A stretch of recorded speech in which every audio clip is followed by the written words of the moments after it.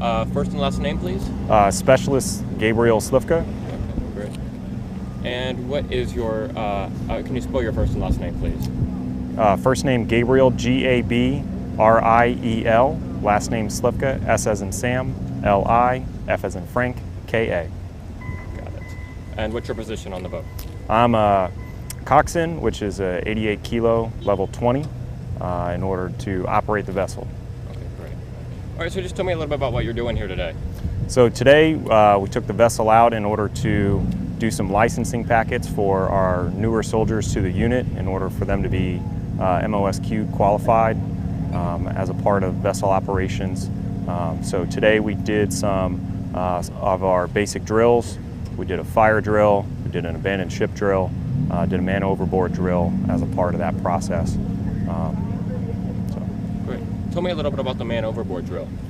So as a part of a man overboard drill, first thing that you want to do is hail the bridge. You want to make sure that someone always has their eyes on the person who may have fallen overboard. As part of that, you also want to throw that individual a life ring, so that way they have something in order to hold on to while they're in the water. Basically, from an operator, you need to be able to communicate with your crew in order to be able to identify where that person is in the water and then get them out of the water in a timely manner. Yeah, and I saw everybody kind of pointing the direction of the float there so that everybody would know where that person was. So is everybody on the boat required to do that when something like that occurs?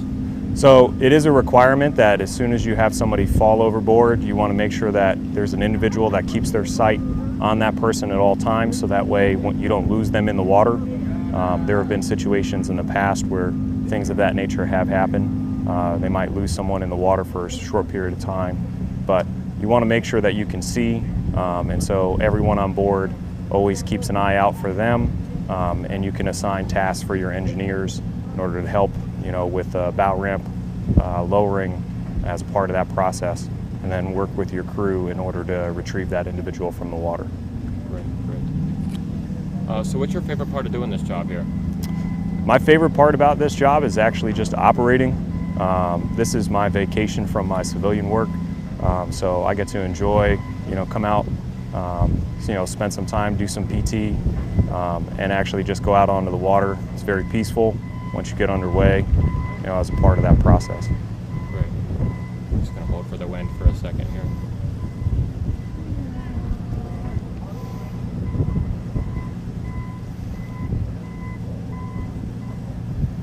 Sorry, it's really windy today. No, I understand.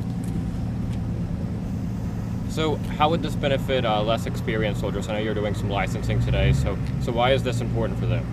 So it's important for them to have continual training, even though it's a little bit windy and the sea's a little bit higher today, about 3-4 foot waves. We operate in all kinds of different environments, and so as a part of that process, it's not always going to be a clear, windless day. So today is a good day in order to do some training, not only for the new licensing, individuals, but also it's a good refresher for an operator.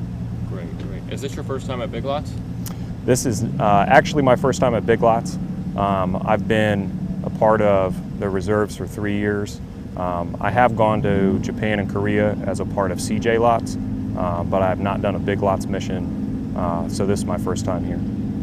What makes the Big Lots mission so vital to your MOS and career field? Well, ultimately, it's a combination of how we operate with different units and other transportation units, pulling in cargo, Humvees, or needing to move Connex.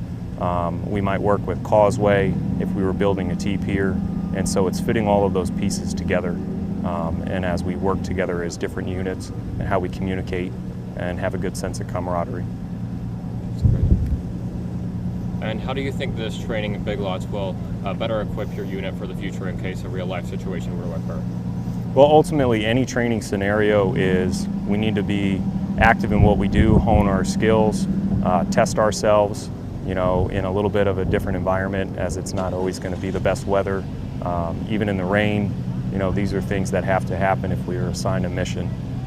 My experience in Japan and Korea was one of those circumstances where we had a good amount of adverse weather, really heavy fog, but ultimately, our task was to complete the mission.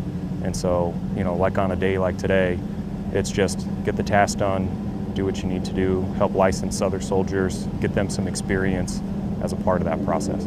Awesome. One more question for you. You said you were a coxswain. Can you explain a little bit more to me what that's all about? So as a coxswain on a Mike boat, you're a 20 level, 88 kilo, and so you're responsible for the overall operation of the vessel. So ensuring that all of the safety procedures are fulfilled, the navigation of the vessel as part of any drills and requirements, communications with towers and other units, beaching the vessel, things of that nature. Okay, great. That's all I have. Is there anything else you'd like to add? No, I've really enjoyed my experience.